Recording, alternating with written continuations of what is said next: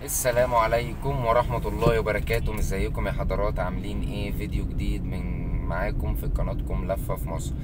احنا دلوقتي على الكورنيش البحر في مدينة طنطا بعد التطوير. شايفين منظر العمدان، شايفين منظر الممشى ليهم، ومنظر التحديث للعمران، شايفين منظر المباني جميل ازاي.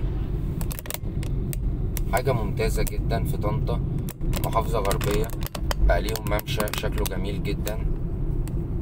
المكان هنا احلو واختلف.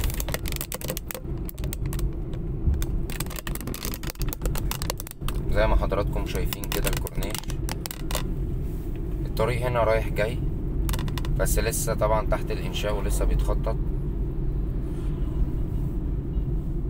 كنت حابب ان افرجه لحضراتكم وهو بشكل جميل وممتاز جدا.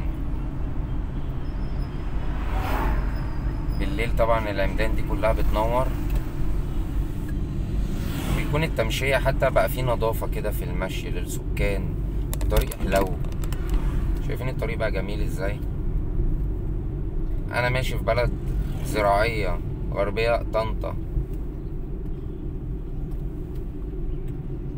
زي ما حضراتكم شايفين كده. عايزين نطلع على الطريق اسكندرية الزراعي او القاهرة الزراعي، الطريق هناك اهو. ده شكل المية، القطر بيعدي من هناك اهو يا حضرات. اتمنى ان الفيديو يكون عجبكم، واشوف وش حضراتكم في فيديو جديد من قناتكم لفة في مصر.